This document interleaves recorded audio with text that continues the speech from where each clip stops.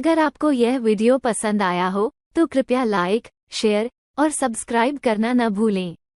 और हाँ, bell icon दबाएं ताकि आप हमारी नई वीडियो की नोटिफिकेशन सबसे पहले पा सकें। धन्यवाद। सास के साथ सोने वाली बहू। रजनी और अमर की शादी को अभी कुछ ही महीने हुए थे। अमर अपनी पत्नी रजनी से बहुत प्यार करता था। शुरू के कुछ दिन तो सब कुछ ठीक ठाक चलता रहा, लेकिन फिर छोटी छोटी बातों पर अमर और रजनी का झगड़ा होने लगा।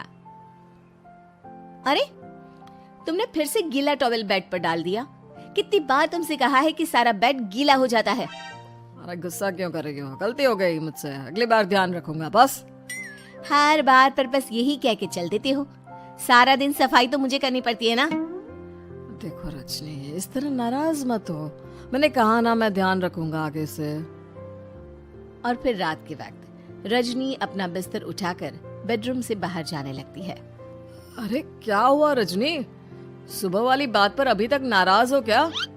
नहीं, ऐसी कोई बात नहीं है। तो फिर तुम अपना बिस्तर लेकर कहाँ जा रही हो? मैं मम्मी जी के कमरे में सोने जा रही हूँ। मम्मी जी अकेली है ना। अरे कैसी बात करती हो रजनी? शादी के बाद लड़कियां अपने पति के पास अपने बेडरूम में सोती हैं। सास के पास कौन सोता है? मैंने कहा ना, मेरा मन कर रहा है इसलिए मैं मम्मी जी के पास सोने जा रही हूँ। अरे रजनी, मेरी बात तो सुनो यार। मेरा भी तो मन करता है ना तुमसे प्यार करने का, तुम्हारे साथ रहने का। ऑफिस से थका हारा आया हूँ और तुम मम्मी जी के पास सोने जा रही हो। देखो, मुझे आज अपनी सास के पास सोने का मन है और मैं जा रही हूँ। इतना कहकर रजनी अपनी सास के साथ सोने के लिए उनके कमरे में चली जाती है। रजनी बेटा, तुम यहाँ? मम्मी जी, क्या मैं आपके पास सो सकती हूँ?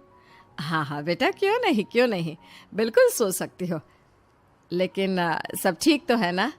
अमर के साथ झगड़ा हुआ है क्या? नहीं नहीं मम्मी जी, मैं रोज रोज इनके साथ उस कमरे में सोकर बोर हो चुकी हूँ। थोड़ा सा चेंज हो जाएगा इसलिए आपके पास सो जाती हूँ। आपको कोई एतराज हो तो बता दीजिए। अरे नहीं नहीं बेटा, ऐसी कोई बात नहीं, सो जाओ। और फिर अगले दिन। अमर बेटा, तुम्हारा रजनी के साथ कोई झगड़ा हुआ है क्या? नहीं तो मम्मी, ऐसे तो कोई बात नहीं है। क्यों, क्या हुआ? अरे वो कल रात मेरे कमरे में सोने आ गई थी तो मुझे लगा सब ठीक तो है ना बेटा? नहीं मम्मी जी, वो ऐसे ही बस उसका मन किया होगा। कह रही थी कि मम्मी अकेली है इसलिए आपकी चिंता हो रही थी। पर अगली रात को फिर से रजनी अपना बिस्तर उठाकर सास के कमरे में पहुंच जाती है। रजनी बेटा, आज फिर से मेरे पास सोने आ गई। मम्मी जी, आपको मेरा अपने पास आना अच्छा नहीं लगता? अगर ऐसी बात है तो मैं बाहर ड्राइंग रूम में चली जाती हूँ। अरे नहीं नहीं बेटा, ऐसा कुछ नहीं है। पर अमर अपने कमरे में अकेला होगा ना? अरे तो वो कौन से 6 महीने के छोटे दूध पीते बच्चे हैं, उनको डर थोड़ी ना लगता है।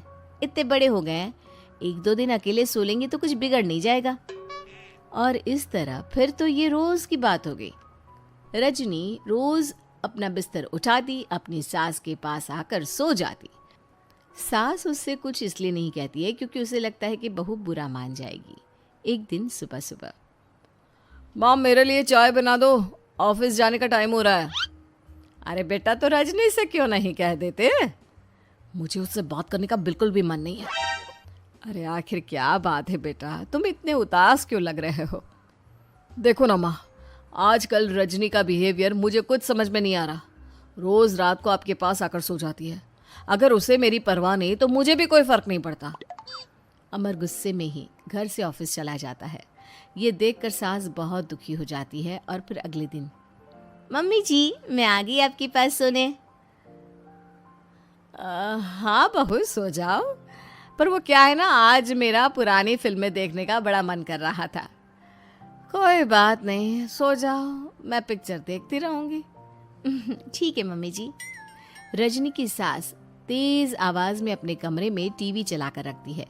इसकी वजह से रजनी को नींद नहीं आती, लेकिन वो पूरी रात करवट बदल बदल कर सोने की कोशिश करती रहती है। सास को लगता है कि अब रजनी उसके कमरे में सोने नहीं आएगी, लेकिन अगली रात फिर रजनी उसके कमरे में सोने के लिए पहुंच जाती है। मम्मी जी, मैं आ गई। अरे बेटा, मुझे लगा कि कल तुम ठीक से सो नहीं पाई थी। जाओ अपने कमरे में आराम से सो जाओ ना बेटा। अरे नहीं मम्मी जी, कोई प्रॉब्लम नहीं है। इतना कहकर रजनी फिर से अपनी सास के कमरे में सो जाती है। आधे घंटे बाद, बेटा जरा मेरे पैरों पर तेल तो लगा दे। ठीक है मम्मी जी। रजनी अपनी सास के पैरों पर तेल लगाकर जैसे ही सोने लगती है, आधे घंटे बाद फिर से, बहू मेरे सर में बहुत दर्द हो रहा है, जरा मेरा सर तो दबा दे। ठीक है मम्मी जी, दबा देती हूँ। बहुत जोर से नींद आ रही है। अपनी सास का सर दबाकर रजनी फिर से सोने की कोशिश करती है, पर आधे घंटे बाद फिर से, अरे बहू बड़ी जोर से प्यास लगी है बेटा, जरा किचन से पानी तो लेकर आ। अरे मम्मी जी, जैसे ही नींद आने लगती है कुछ मांग लेती है। रजनी चुपचाप जाकर किचन से पानी लेकर आती है। इस तरह रजनी की सास पूरी रात हर आधे आधे घंटे पर उसे किसी न किसी बहाने से जगाती रहती है। रजनी परेशान हो जाती है। सास को लगता है कि इस बार वो उसके कमरे में सोने के लिए बिल्कुल नहीं आएगी, लेकिन अगली रात फिर से रजनी वहाँ पहुँच जाती है। मम्मी जी, आज मैंने आपकी दवाई, पानी सब कुछ लाकर रख दिया है। अब आप प्लीज़ चुपचाप सो जाइएगा और मुझे भी सोने दीजिएगा। देखिए 2 रातों से ना मैं सो ही नहीं पाई हूँ। अच्छा ठीक है बेटा, सो जा। थोड़ी देर के बाद रजनी की सास बहुत ज़ोर ज़ोर से खर्राटे लेना शुरू करती है। खर्राटे इतने तेज़ होते हैं कि रजनी के कानों में दर्द होने लगता है। हे भगवान, मम्मी जी को क्या हो गया है? क्या करूँ, कहाँ जाऊँ मैं? परेशान होकर रजनी वापस अपने कमरे में जाती है। रजनी, आज तो बहुत दिनों के बाद अपने बेडरूम में सोने आई हो। आ जाओ। वैसे भी तुम्हारे बिना मेरा मन नहीं लगता। क्या करती, तुम्हारी मम्मी के खर्राटों ने तो मेरी नींद उड़ा कर रखी है। अब मुझे यहीं पर सोना पड़ेगा। अगली सुबह, अरे रजनी बेटा, रात को कहाँ चली गई थी? मैं तुम्हें कितना ढूंढ रही थी, मैं तो डर ही गई थी। मेरी बहू न जाने कहाँ चली गई। कहाँ जाती मम्मी जी, अपने कमरे में गई थी। और आजकल ना आप मुझे जानबूझकर बहुत परेशान करती हैं। अगर मुझसे कोई गलती हो गई हो तो सीधे सीधे क्यों नहीं कह रही हैं? 3 रात हो गई है, मुझे ठीक से नींद भी नहीं आती। रजनी, ऐसे क्यों बात कर रही हो? मम्मी ने क्या कर दिया? आप अपनी मम्मी से क्यों नहीं पूछते? मैं बहू हूँ तो क्या इसका मतलब ये है कि दिन भर काम करो और रात में भी चैन से ना सो? रजनी बेटा, बड़ी नादान हो। इसीलिए तो जानबूझकर मैं ये सब कर रही थी, ताकि तुम अपने पति के पास जाकर अपने बेडरूम में सो जाओ। शादी को सिर्फ 6 महीने हुए हैं और तुमने मेरे कमरे में आकर सोना शुरू कर दिया। यह तुम्हारी शादीशुदा जिंदगी के लिए अच्छी बात थोड़ी ना है बेटा। मम्मी, तो क्या आपने जानबूझकर ये सब किया था रजनी को समझाने के लिए? अरे तो और क्या करती? दुनिया की पहली बहू है ये, जो पति को छोड़कर सास के साथ सोने चली थी। इसीलिए